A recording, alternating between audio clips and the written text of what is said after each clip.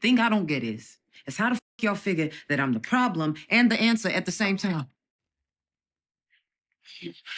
Rock, it's Kane.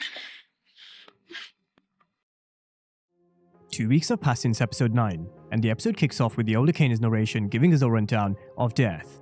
How it's easy for the person who's gone, but not for the people who are left behind. Memories always bring back pain, and this cycle is something you can't stop until you're gone yourself. It's a never-ending cycle. Something else we can be certain of is the chickens will always come home to roost, which is something I've been saying for Detective Howard a lot this season. However, I'm sure we weren't expecting that particular ending, but just like Snap said, if you want shit done right yourself, then sometimes you're gonna have to get your hands dirty, and Rock wasn't ready to give up on either of her brothers. As for Kanan Stark, his name will soon be ringing around the streets as the rumors spread around Southside about Ronnie's passing, which will most likely result in a war with Snaps and Pop, and boy did they make us look. Kadeem Unique Mathis made his return in an action-packed ending for Raising Kanan Season 3. Now Rock comes to see Lou at Cedar Shores, where Lou's been holding up for around 2 weeks. Marvin and Rock dropped him off here to help Lou sober up and get cleaned, although it was never going to be a quick fix. You could tell he was somewhat still broken and healing from everything that he's done and all the pain that he's caused. Now unfortunately for Lou, the person that he was talking to may have been his older sister, but she saw life differently. She was a lot stronger. But Lou has to speak to Rock because no matter what they've been through and what they've said to each other, at the end of the day, they were still family. So you could tell how much love these two had for each other.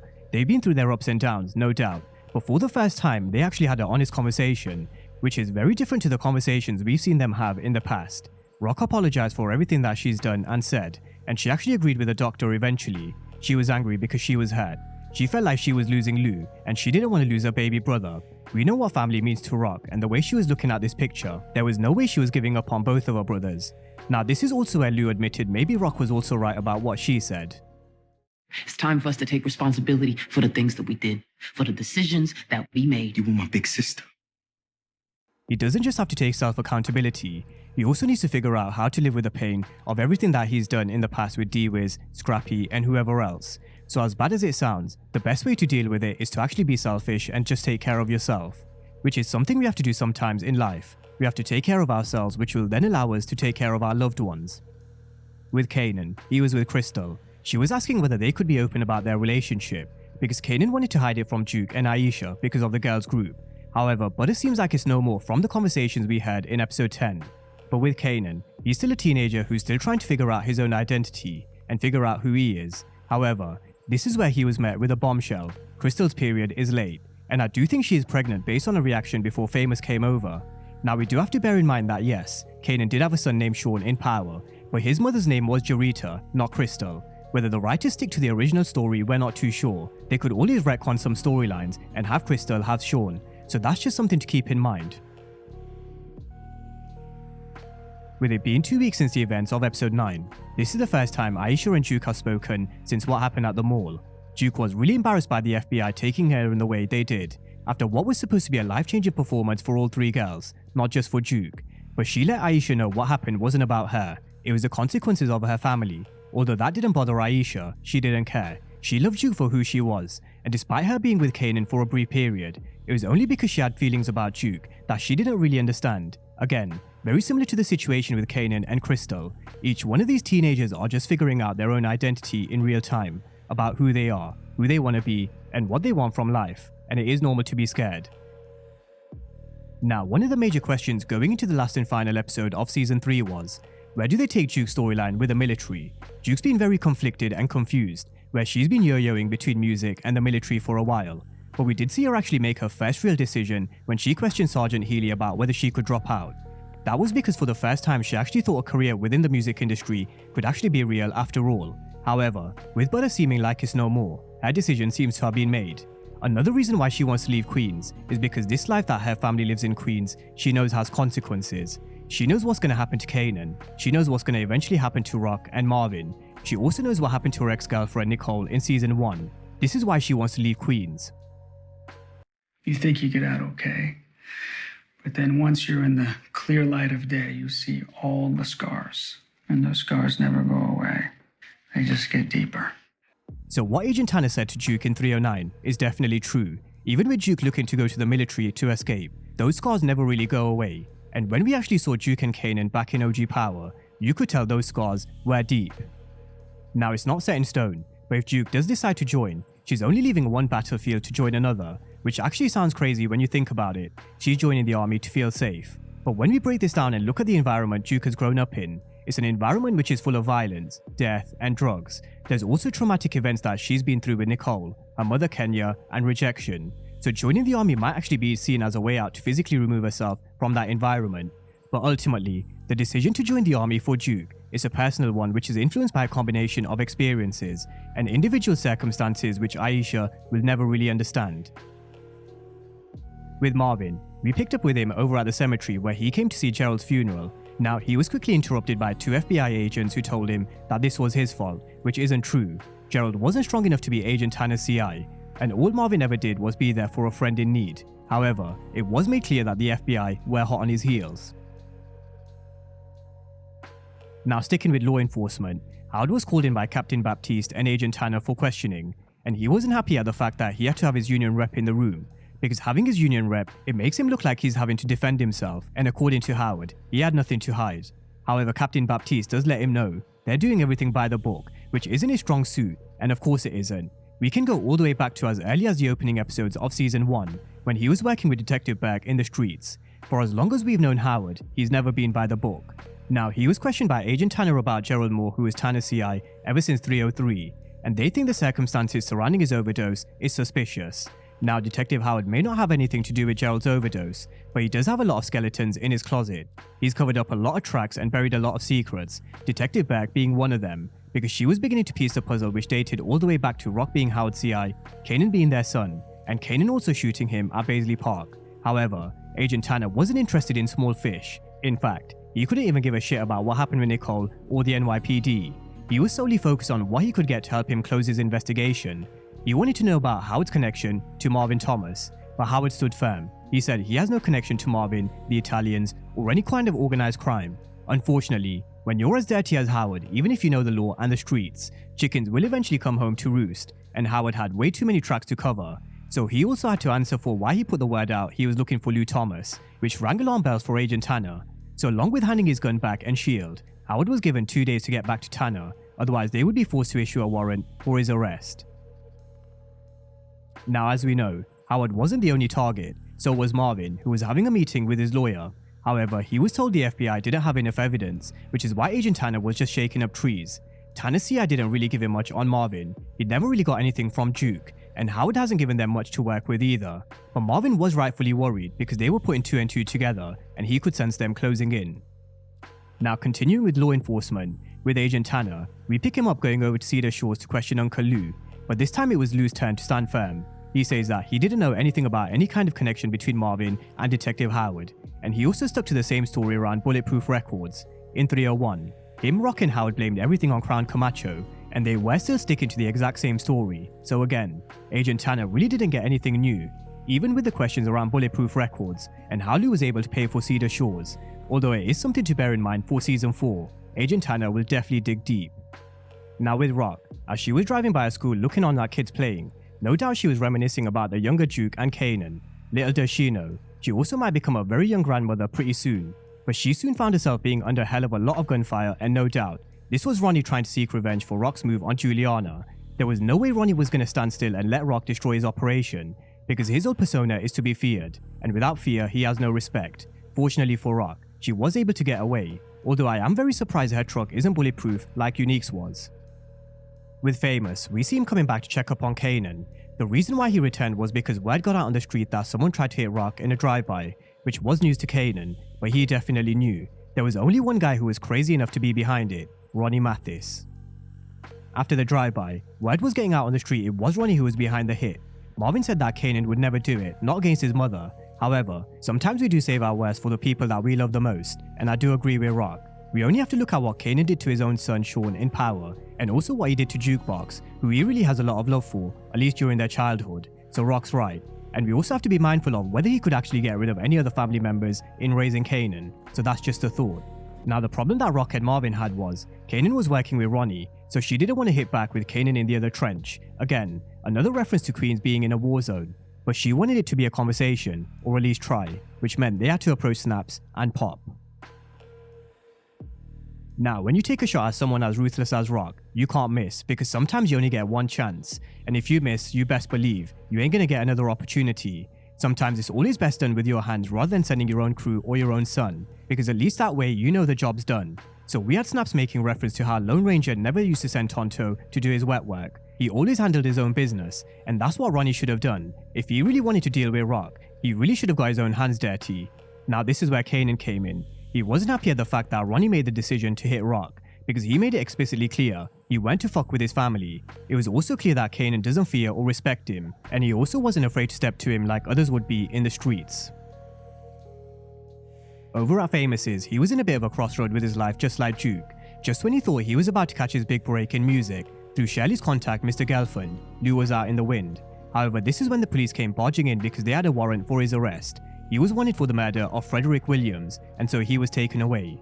He was then brought in for questioning by Agent Garcia and Peng. Now the reason why he was here was because his mom turned in the handgun that she found in his room, and I did warn when Famous kept the gun that he used on Freddy. It was a risky move. The moment he pulled the trigger, that gun should have been tossed down a river. Unfortunately, her mom was none the wiser. She was just trying to protect her son from the dangers of Queens. So we all knew the moment this gun was handed in, it was going to trace back to this moment from season 2. Now despite Garcia and Peng's pressure, he said he had nothing to do with the murder. Famous stayed strong and he wanted his lawyer. On the other hand, his mom wanted him to be honest. She wanted him to tell the truth. But he knew he had to stick to the same story, otherwise law enforcement were going to lock him away for a very long time. Now this is where Captain Baptiste came in with Agent Tanner, who were looking out for their own interests. Like he said earlier, he didn't give a shit about the NYPD or any low-level criminal like Freddie Williams. He was after the sharks, the likes of Detective Howard and Marvin. So they began to question Famous around Detective Howard helping him when he was arrested in season 2. So just as a very quick brief history lesson, Freddie had taken money that Kanan was supposed to move from one location to another. They then went over to Freddy's to get that back, and when they did, Mr. Ventura called the police. They managed to snatch Famous and toss him into a holding cell, where Kanan then reached out to Detective Howard for the assist. So this is a story that will probably rumble on into season 4, with maybe Famous forced into working for Agent Tanner as his new CI. Because let's be real, Agent Tanner didn't have much evidence on either Marvin or Detective Howard, not enough to make the case stick anyway. It will look like Howard was working with drug dealers, because he will be found next to Ronnie, but will Famous be forced into working for the FBI? And so my last and final point on Famous is, let's not forget, he did open Kanan's daddy test where he read the initials MH, so that's just something to keep in mind for season 4. Now over at Cedar Shores, we had Lou finally gaining a bit of clarity about who he was. Over the course of this breakdown, I referenced how many people have had to look in the mirror, confront who they are, how some are facing an identity crisis, and so on. The same goes for Lou. Finally he was coming around to the notion that he was Lou Thomas from Southside Jamaica, Queens. When the FBI came to talk to him, he realized he can't hide from who he is and who he's always going to be, something which he did continue to struggle with. But I have no doubt, there is a redemption arc for Lou. With Marvin, Rock wanted him to meet with Snaps and Pop to see if they could deal with the situation with Ronnie in a civil manner, and he gets straight down to business. He asks where's Ronnie Mathis. Now we all know Marvin is his brother's keeper. We've seen how much he cares about his baby brother, and also how he's willing to help him get better, but Snaps is the opposite. He isn't Ronnie's keeper. No one can control someone like Ronnie. But Marvin was here to try and de-escalate the situation before shit really got out of hand, which Snaps did echo. He was all about diplomacy. However, he was also right with saying neither Ronnie or Rock are the negotiating type, which is spot on. Rarely does Rock ever negotiate, and she certainly doesn't kneel for no man. Now Marvin let it be known that the problem was Kanan being at the center of this tug of war, and Rock didn't want him being hurt, but if they couldn't deal with it in a civil manner, then they know what comes next. However again, Snaps and Pops aren't people who back down. We saw what Snap said when Rock entered his den. It stopped becoming about Ronnie the moment she strolled in, so if it was a war they were after, they were equally as ready, and in season 4, you can guarantee it will be game on.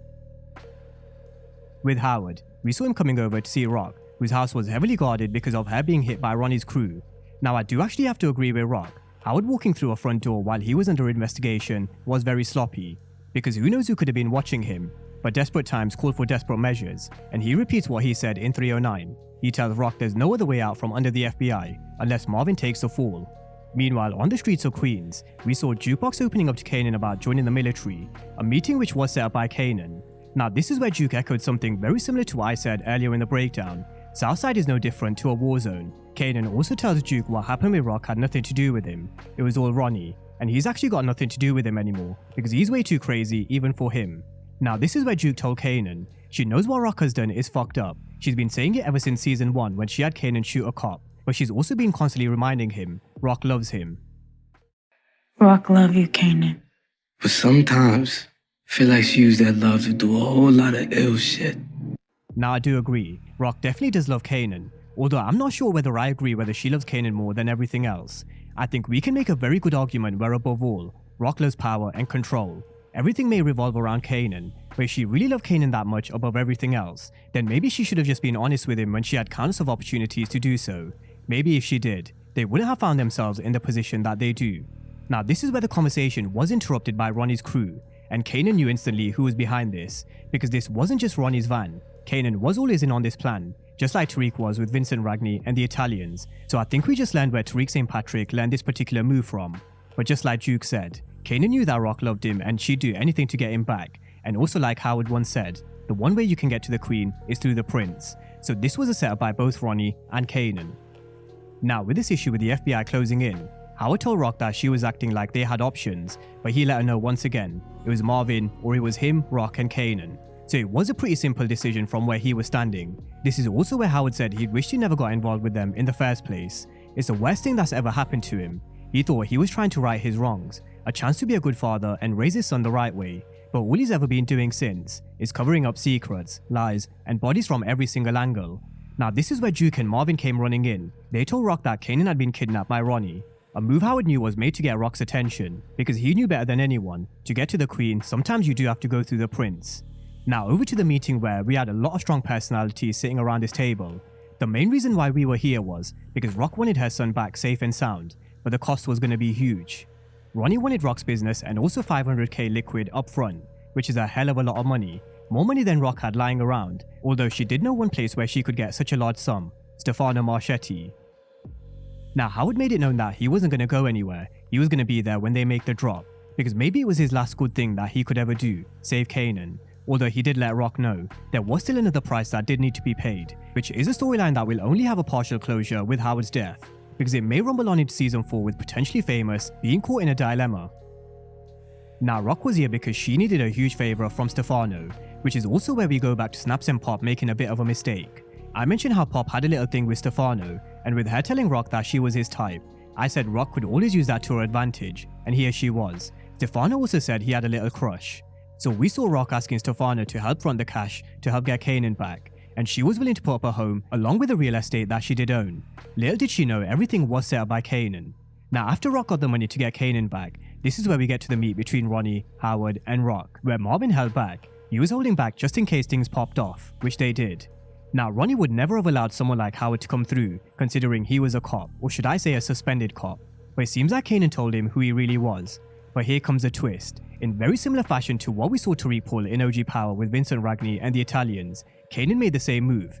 However, shit got fast real quick, where we saw Kanan actually turn the tables on Ronnie Mathis, most likely for going behind his back and trying to hit Rock. The down goes Ronnie, but in another twist, Rock thinks fast because she's an opportunist. She grabs Ronnie's gun and did what needed to be done with Detective Howard, because she wasn't willing to sell out her brother. She knew it was a perfect moment to pin this on Detective Howard.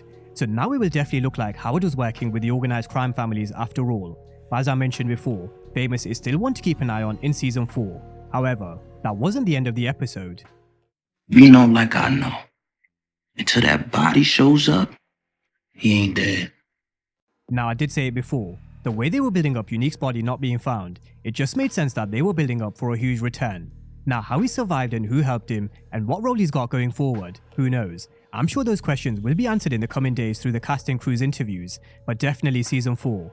But also like the older Kanan said, from a 48 laws of power standpoint, if you're gonna crush your enemy, make sure you crush them totally, leave no loose ends. So there we have it. Detective Howard's gone, Ronnie's gone, and Kadeem Unique Mathis is back. So now the floor is open for you guys to leave your thoughts down below on episode 10, and also your thoughts and theories for season 4, and how Unique now plays a role going forward. Drop all your thoughts and predictions down below in the comment section, and as always, thank you guys for watching, and I'll see you next time.